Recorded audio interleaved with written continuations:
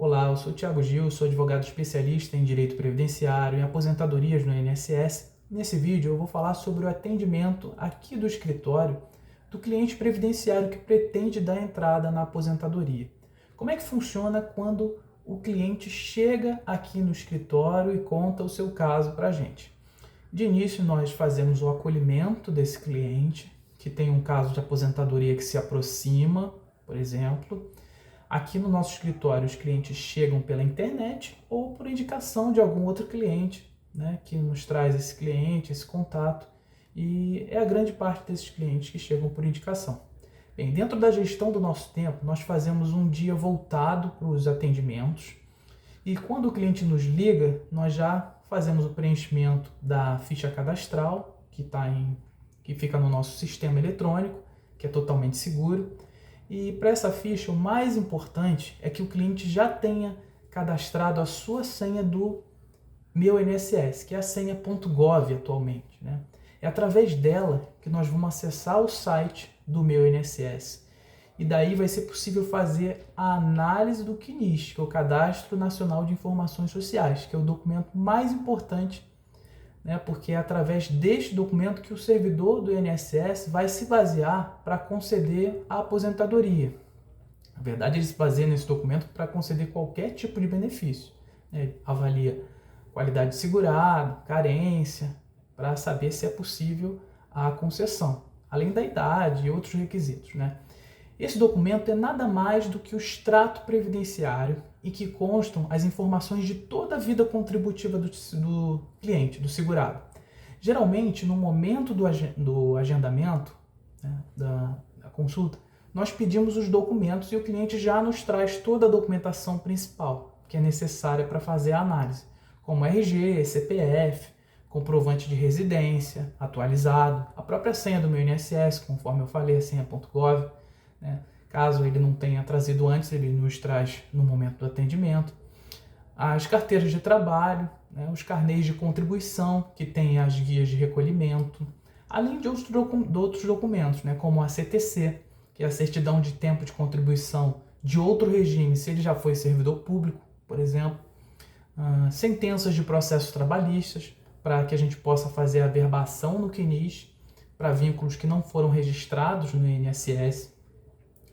Além de extrato analítico do FGTS, que precisa ser carimbado e assinado pelo servidor da Caixa Econômica, porque a legislação previdenciária exige que seja dessa forma.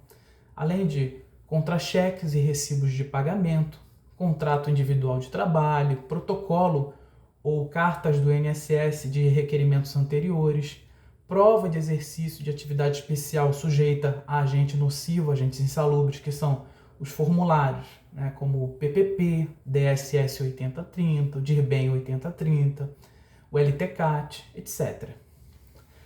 Além disso, a gente pede também outros documentos, caso tenha prestado serviço militar, por exemplo, a comprovação de período de serviço militar para contar lá no tempo de contribuição, se já foi aluno aprendiz em escola técnica também, né? Tudo isso para que a gente possa avaliar se foram realmente computados pelo INSS esses períodos, se estão corretamente computados lá no CNIS, ou se falta incluir ou corrigir os salários de contribuição, o tempo de contribuição e a carência. Bem, é nessa hora da apresentação da documentação que o cliente geralmente nos pergunta aqui: bem, eu preciso fechar algum contrato? Aí nós respondemos: bem, nesse momento a gente não fecha o contrato principal de aposentadoria porque nós não sabemos se você já tem o tempo para se aposentar, né? Pode ser necessário fazer uma análise mais aprofundada, com cálculos mais precisos. Isso demora um pouco mais de tempo, mas nesse caso nós passamos o valor para o cliente antes, né? No caso de ter que fazer cálculos.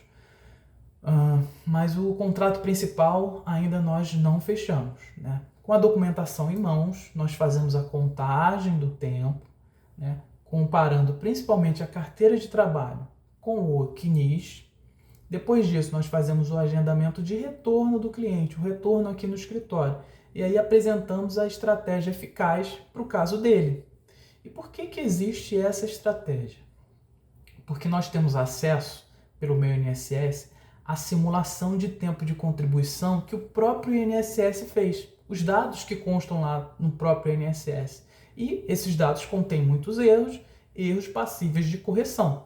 Com isso, nós fazemos a comparação com a nossa simulação de tempo de contribuição que nós fazemos no nosso próprio software de cálculos, já adicionando, por exemplo, os períodos que o INSS não computou e as correções de indicadores de pendência do CNIS, que é possível haver não só uma, como várias pendências no CNIS que precisam ser corrigidas.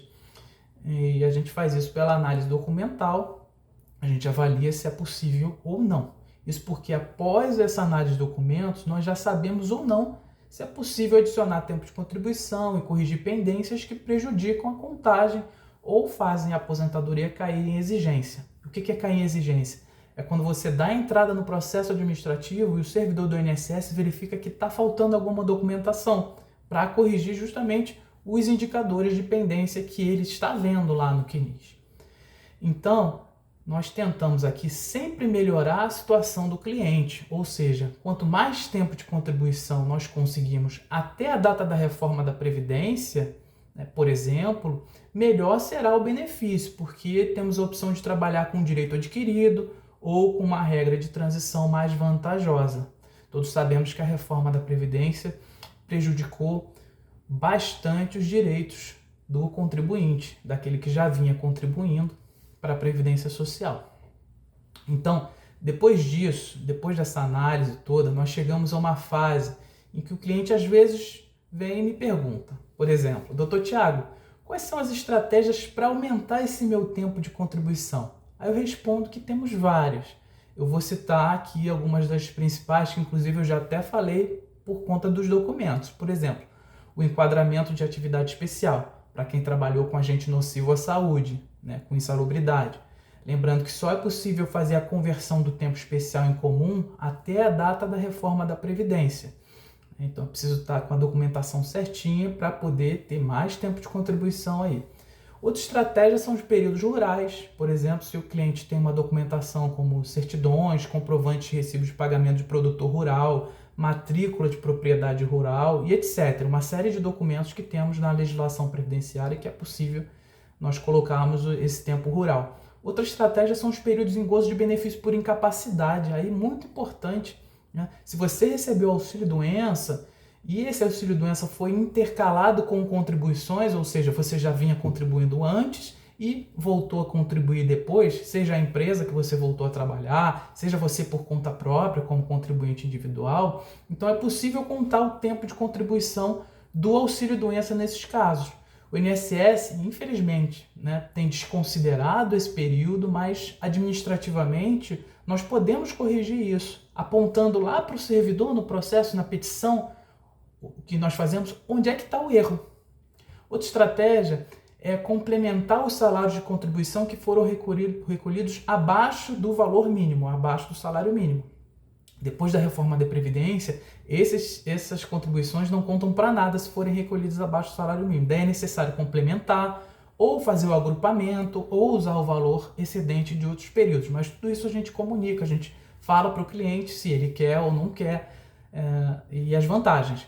Mais uma estratégia é no caso do MEI, porque tem muita gente que é MEI, ou já foi microempreendedor individual. Nesse caso, como pela lei o MEI só se aposenta por idade, caso não faça a complementação para os 20%, é necessário fazer também essa complementação para que ele possa se aposentar por tempo de contribuição. Inclusive verificar se tem valores atrasados a serem complementados, E essas aposentadorias por tempo de contribuição também podem ser enquadradas nas regras de transição, tá? Fora isso, o que acontece no retorno do cliente, quando o cliente retorna aqui no escritório uma segunda vez? E nesse retorno, nós já temos a análise completa, concluída, e fazemos a apresentação do resultado com os cálculos da carência, do tempo de contribuição, da data prevista para a aposentadoria, porque nessa hora nós já temos em mente qual é a melhor aposentadoria, se é por idade e regra de transição da aposentadoria por idade, se é por tempo de contribuição ou pelas regras de transição das aposentadorias por tempo de contribuição. Depois da reforma temos essas regras de transição agora, É possível que a pessoa esteja enquadrada.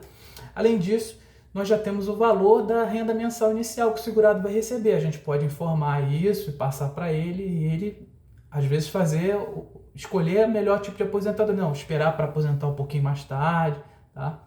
Mas e se o segurado ainda não tiver completado os requisitos para se aposentar, o que acontece? Bem, nesse caso, nós temos um outro serviço, que é o chamado planejamento de aposentadoria. Alguns chamam de planejamento previdenciário também, né? Para fazer essas projeções da aposentadoria, para analisar qual aposentadoria está mais próxima, né? Para saber qual é a que apresenta melhor renda inicial, ou seja, o melhor retorno sobre o investimento. Então a gente faz essa projeção futura. Nesse caso, do planejamento, também é possível indicar quais são as pendências e orientar como contribuir, etc., né, para o cliente chegar lá na frente, né, bem orientado. Em relação ao planejamento, nós vamos falar sobre ele em outro vídeo, que é outro serviço. Vamos agora voltar para a aposentadoria. Então, como eu vinha dizendo, nesse momento de retorno do cliente aqui no escritório, na segunda vez, nós já estamos preparados para responder as perguntas típicas que nós recebemos, né? Eu já tenho aqui em mente, geralmente as perguntas são: doutor, eu contribuo para o INSS faz tempo, será que eu tenho direito adquirido antes da reforma, né? Isso vai aumentar o valor da minha aposentadoria, os cálculos são bem benéficos, né? Outra pergunta: eu dei entrada no meu benefício sozinho pelo aplicativo do meu INSS e desde a data tal está parado, o que eu faço? Outra pergunta: eu vou receber 100%? Vai ter alguma diminuição no valor? Outras perguntas como: eu recebi muitos anos de insalubridade, será que isso aumenta meu tempo? Posso me aposentar e ficar com a pensão do meu marido? Queria saber se vale a pena me aposentar agora ou esperar um pouco mais para receber um valor maior. E, obviamente, a clássica pergunta: doutor, pela sua experiência, quanto tempo vai demorar o processo? Aí nós temos uma média, sim, a gente consegue avaliar pela complexidade, mas quanto tempo específico não dá. Pela complexidade a gente já tem em mente como é que é. Ok, feita essa análise e apresentação do resultado para o cliente, se for o caso de entrar com um processo administrativo, que futuramente pode virar um processo judicial ou não, o cliente então pergunta: qual que é o valor que eu vou ter que pagar pelo serviço do escritório? Ou seja, quais são os honorários que eu vou ter que pagar para o advogado? Bem, aqui nós já teremos analisado o tempo que nós vamos despender e a complexidade do caso, conforme eu vinha falando, e aí nós passamos o valor para o cliente. Em relação aos honorários iniciais, ou seja, os honorários para começar a trabalhar no processo de aposentadoria, nós geralmente não cobramos, costumamos cobrar somente no final do processo. Então, no nosso contrato, nós temos uma cláusula que diz: para a execução dos trabalhos acima mencionados, o escritório fará jus ao pagamento das seguintes importâncias: o equivalente ao número X de benefícios, pode ser 3, 4, 5, 6 benefícios, por exemplo, né, que fará jus na implementação do benefício, né, quando o benefício for implementado, for concedido pelo INSS, seja através de processo judicial, seja através do próprio processo administrativo. E, além disso, né, o equivalente a 30% dos valores que o cliente vier a receber no processo concessório a título de atrasados, né? Quanto ele receber e se ele receber, porque às vezes o cliente não tem direito de receber atrasados, às vezes a aposentadoria é concedida imediatamente. Então vai ser sempre assim: cobra-se um número X de benefícios, de rendas que ele vai receber no futuro, e além disso um percentual sobre os atrasados que o cliente vier a receber, né, as parcelas atrasadas que ele tem direito. E no final, então, chegamos ao final, e os documentos que nós precisamos, além daqueles todos que eu falei lá no início que ele já nos forneceu, nós precisamos do contrato de honorários assinado. Às vezes no processo judicial até o juiz pede, né, quando a gente dá essa indicação para fazer o destaque dos honorários, que é a separação dos honorários do advogado e do cliente, né? Além do contrato de honorários, os formulários do INSS, se for o caso, se tiver algum formulário, a procuração administrativa, para atuarmos em nome do cliente perante o INSS, a procuração judicial, que nós já deixamos assinada para o caso de termos que entrar na justiça. Bem, a declaração também de hipossuficiência, se for o caso do cliente não conseguir prover as custas do processo, que também serve, né, para a justiça, né, e aí ele não paga custas processuais lá da justiça, caso seja decretada pelo juiz a hipoficiência, e depois fazemos a conferência de toda a documentação e entramos com um requerimento administrativo, né? Agradeço desde já a sua atenção e até breve. Esperamos nosso contato. Um abraço.